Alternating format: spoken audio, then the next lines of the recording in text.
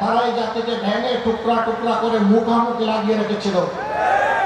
যে দেশের জনগণ ঐক্যবদ্ধ থাকতে পারে না, সে দেশের মানুষ মাথা সোজা করে সম্মানের সাথে বিশ্বের দরবারে দাঁড়াতেও পারে। স্বাধীনতার 54 বছর গেল, আর কত বছর এরকম আমাদেরকে টুকরা টুকরা করে রাখা হবে? আমাদের স্পষ্ট ঘোষণা, আমরা কোনো মেজরিটি এবং মাইনরিটি মানি না, আমরা সবাই মিলে ইউনিটি, একটাই জাতি। আমাদের পরিচয় আমরা বাংলাদেশ। হ্যাঁ, তারপরে অবশ্যই আমার পরিচয় থাকবে, আমি একজন মুসলমান, তিনি একজন হিন্দু, তিনি একজন বৌদ্ধ, হয়তো আরেকজন খ্রিস্টান। এই 4 ধর্মের বাইরে বাংলাদেশের অন্য কোনো ধর্মের লোক নেই। কিছু লোক থাকতে পারে যারা কোনো ধর্মেই বিশ্বাস করে, তাদেরকে মানুষ এইটিস্ট বা নাস্তিক হিসাবে চিনে। যাই হোক, আমরা সবাইকে নিয়ে চলার পর, কিন্তু এটাও সত্য যে কেউ যেন কারো ধর্মীয় আবেগে খুচাখুচি না করেন, সুরসুরি না। এটা আমরা একেবারে ঘৃণা করি, পছন্দ করি। এরকম যদি কোথাও কোনো কিছু ঘটে, আমরা বলবো যে সম্প্রদায়ের মানুষ এটা করবে, প্রথম ওই সম্প্রদায়ের মানুষরা ওরা থামিয়ে দেবে। সম্প্রতি আমরা দেখেছি এরকম একটা ঘটনা ঘটেছে পটুয়াখালী।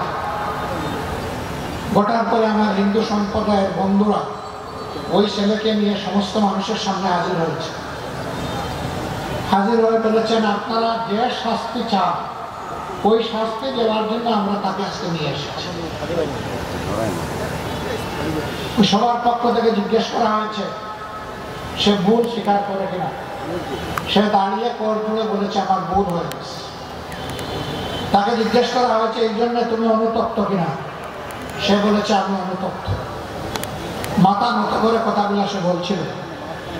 ওখানকার বিজ্ঞ লোকেরা বলেছেন তার ভুল স্বীকার করা, আন্তরিকভাবে অনুতপ্ত হওয়া এবং যাদের মনে আঘাত দিয়েছে তাদের সামনে এসে ক্ষমা প্রার্থনা করা, এটাই তার শাস্তি। এর বাইরে কোনো শাস্তি দেওয়ার প্রয়োজন নেই।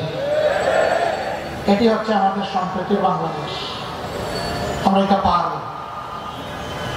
বিশেষ করে আমি মুসলমান ভাই বোনদেরকে বলি, মেহরবানি করে অন্য ধর্মের ভাই বোনদেরকে কষ্ট দেব না। আমরা এটাকে ঘৃণা করি, অপছন্দ করি। যারা মেজরিটি মাইনরিটির জিগির তুলে রেখেছিলেন, আমি আল্লাহর উপর ভরসা করে বুকে হাত দিয়ে বলছি, তারা যাদেরকে মাইনরিটি বলতেন, এই ভাইদের সম্পদ, ইজ্জত এবং তাদের জীবনের উপর সবচাইতে বেশি প্রতিসাধন করেছে তারা।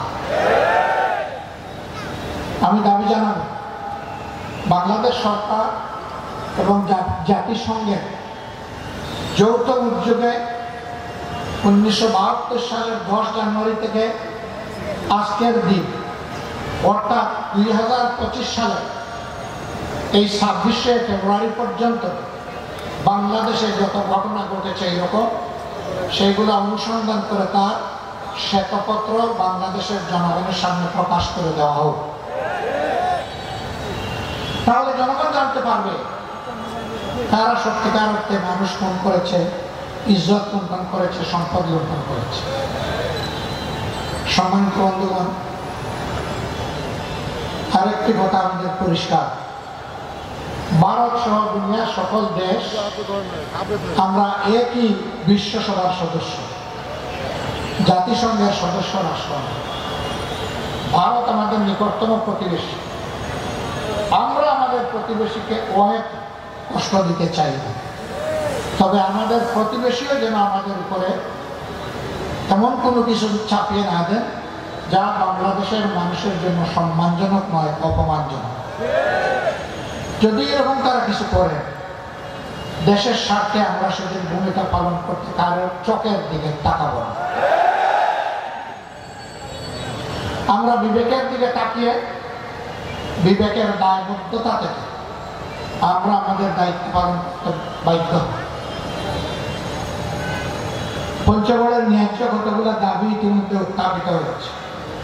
সদর হাসপাতালকে 100 থেকে 250 বেডে উন্নীত করা, একটা বিশ্ববিদ্যালয় কায়েমের দাবি, চীন এবং বাংলাদেশের যৌথ উদ্যোগে একটা বেসরকারি মেডিকেল কলেজ এখানে কার্যক্রম নির্মাণ কার্যক্রম শুরু হয়েছিল, অদৃশ্য হাতের ইশারায় বন্ধ হয়ে গেছে। এইটা পুনরায় চালু করে তাকে পূর্ণাঙ্গ রূপ দেওয়া এবং চিনিকল পুনরায় চালু করা, সবগুলো দাবি ন্যায্য। তবে বিশ্ববিদ্যালয়ের ক্ষেত্রে আমার কথা আছে, পঞ্চগড় এখন কৃষিতে উৎপাদনে বাংলাদেশের একটা শীর্ষস্থানীয় জেলা। সকালবেলা অথবা বিকালবেলা কেউ যদি পঞ্চগড় শহরে ঢুকে দেখবে সারি সারি ভারী যানবাহন, সেইগুলা সবজি তরকারি লোড করে যাওয়ার অপেক্ষায় আছে।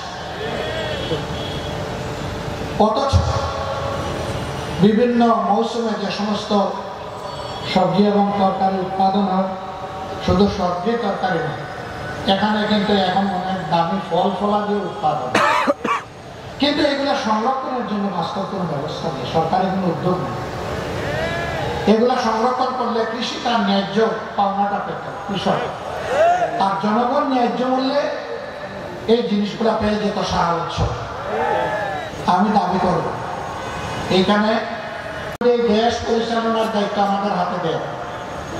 আমরা তোমাদেরকে এমন শিক্ষায় গড়ে তোলার চেষ্টা করব যেখানে তোমরা সৃষ্টিকর্তা আল্লাহকে ভয় করবে এবং দুনিয়ার শ্রেষ্ঠ কারিগরের হাত নিয়ে শিক্ষা প্রতিষ্ঠান থেকে বের হবে। একদিনের জন্য বেকারত্বের অভিশাপের বোঝা তোমাদেরকে বহন করতে হবে না। শিক্ষার সার্টিফিকেট আসবে হাতে, সেই সাথে কাজেরও অফার লেটার আসবে তোমার হাতে। এরকম একটা দেশ করতে চায়। মা বোনদেরকে বলতে চায় সমাজের উন্নয়নে সব জায়গায় ইনশাআল্লাহ গর্বের সাথে আপনারাও ভূমিকা রাখবেন। সাথে যে দুইটা জিনিস এখন পান না, সেই দুইটা জিনিসও পাবেন। একটি হচ্ছে মর্যাদা, আর একটি হচ্ছে নিরাপত্তা। এই মর্যাদা এবং নিরাপত্তার সাথে আপনারা দেশের উন্নয়নে অবদান রাখবেন।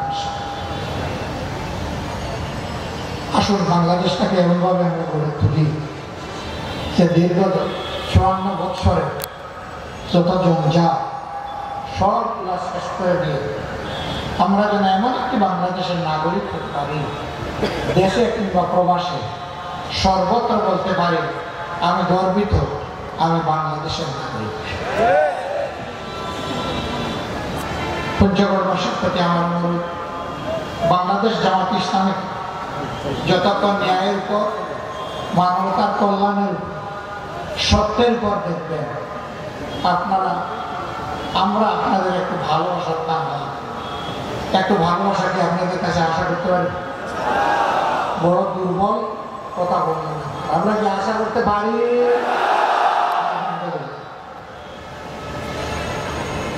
ভালোবাসাই যখন দিবে তখন একটু সমর্থন, একটু সহযোগিতা তো আপনাদের লাগবে। আপনাদেরকে আমরা পাশে চাইব দেশ করার কাজে, আপনাদেরকে সাথে চাইব দেশ করার কাজে, এবং আপনাদের বুকের বিছানায় একটু জায়গা চাইব। ওই জায়গাটা পেয়ে গেলে আমরা কথা দিচ্ছি ইনশাআল্লাহ মানবিক বাংলাদেশ আপনাদেরকেই সাথে নিয়ে আমরা গড়ে তুলব। আল্লাহ আমাদের সহায় হোক। আল্লাহ হাফিজ। বাংলাদেশ জিন্দাবাদ। বাংলাদেশ জামাত ইসলামী জিন্দাবাদ। আসসালামু আলাইকুম ওয়া রাহমাতুল্লাহি ওয়া বারাকাতুহু।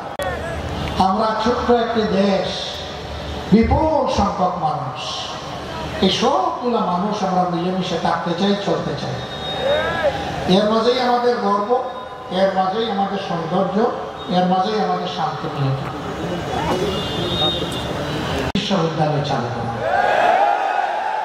পঞ্চগড় মাসের জন্য এটি হবে সবচেয়ে উপকারী। সাধারণ শিক্ষায় শিক্ষিত হয়ে বেকারের মালা গলায় নিয়ে ঘোরার চাইতে একজন কৃষিবিদ 1 সেকেন্ডের জন্য কখনো বেকার থাকে না। আমরা সেই রকম একটা শিক্ষার বন্দোবস্ত এখানে করার জন্য জোর দাবি জানাই।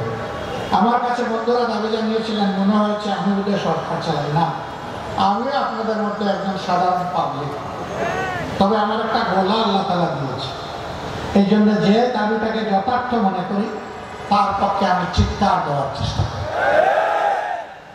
আপনাদের এই দাবির সাথে আমি একমত।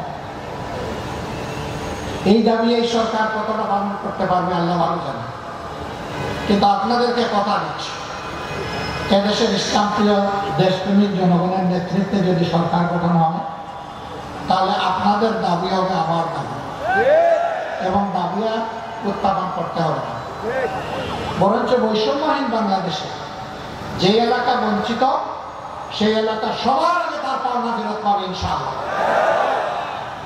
আর যে এলাকা পেয়ে গেছে তারাও বঞ্চিত হবে না, তারা পাবে তাদের ন্যায্য হিসাব, কিন্তু আগে দেখা হবে বঞ্চিত এলাকা। আমি পঞ্চগড়কে এমনই একটা বঞ্চিত এলাকা বলছিলাম। আজকের আমার আশাটা কিছুটা ইমোশনাল, ওই দীপুর কারণে। দীপুর মতো সে যারা মা বাপ হারিয়েছে তাদের কারণে আমি তাদেরকে কথা দিয়েছিলাম, পঞ্চগড়ে আসলে আমি তোমাদের সামনে হাজির হব, তোমাদেরকে দেখার চেষ্টা করি। জেলে ছিলাম, এই ঘটনার পরেই সরকার আমাকে মেহরবানি করে রাষ্ট্রীয় অতিথিশালায় পাঠিয়ে দিয়েছিল। 15 মাস জেলে ছিলাম, আমি এর ভিতরে আসতে পারি। জেল থেকে মুক্তি হয়ে 1.5 মাসের ভিতরে আমার সর্বপ্রথম সফর ছিল পঞ্চগড়ে, এবং সর্বপ্রথম আমি এই ভাই বোনদের সামনে এসে হাজির হয়েছি। আমি এদেরকে বলেছিলাম, এটি আমার মুখের কথা নয়, তোমাদেরকে পরিবারের সদস্য হিসাবে ধারণ করলাম। যতদিন বেঁচে থাকি সেই ফিলিংস নিয়ে আমি বেঁচে থাকবো ইনশাআল্লাহ। আজকে তারা যারা এখানে হাজির আছেন তাদেরকে একই বার্তা দিয়ে যাচ্ছে। আমরা বাংলাদেশকে একটা মানবিক বাংলাদেশ হিসাবে গড়ে তুলতে চাই। আমরা বাংলাদেশকে আর গডফাদারদের বাংলাদেশ দেখতে চাই না, গড মাদারদের বাংলাদেশ দেখতে চাই না, মাফিয়া তন্ত্রের বাংলাদেশ দেখতে চাই না, পেশিওয়াদের বাংলাদেশ দেখতে চাই না। 2006 সালের 28 অক্টোবর থেকে 2024 সালের 5 আগস্ট পর্যন্ত ফ্যাসিবাদীদের হাতে যারা জীবন দিয়েছেন, আমি তাদের সকলের প্রতি গভীর শ্রদ্ধা জ্ঞাপন করছি। সম্মানিত ভাইরা, আপনারা জানেন, বিশেষ করে 24 আন্দোলনে যারা জীবন দিয়েছেন, আমি এবং আমাদের প্রিয় দল প্রত্যেকটি শহীদ পরিবারের আমরা আগে রয়েছি। তাদেরকে সান্ত্বনা দিয়েছি, তাদের জন্য দোয়া করেছি, তাদের কাছ থেকে দোয়া চেয়েছি। এরপরে যারা আহত পঙ্গু হয়েছিল, আমরা এখন তাদের দুয়ারে দুয়ারে ঘুরি। এর সংখ্যাটা বিশাল, 34,000। এই মানুষগুলো সবার দুঃখ দূর করতে পারবো না, কিন্তু আমরা তাদেরকে বার্তা দিতে চাই, এই বেদনায় কতটুকু তোমাদের, তোমরা জাতির গর্বিত সন্তান, তোমরা জাতীয় বীর, আমরা আছি তোমাদের সাথে, এবং আজীবন আমরা তোমাদের কাছে কৃতজ্ঞ। আমি যুবক ভাইদেরকে বার্তা দিতে চাই, আগামী দিনের বৈষম্যহীন, দুর্নীতি দুঃশাসন মানবিক বাংলাদেশ গড়ার জন্য তোমাদেরকে আরেকবার গর্জন করতে হবে, জেগে উঠতে হবে। আমিও তোমাদের সাথে থাকবো ইনশাআল্লাহ।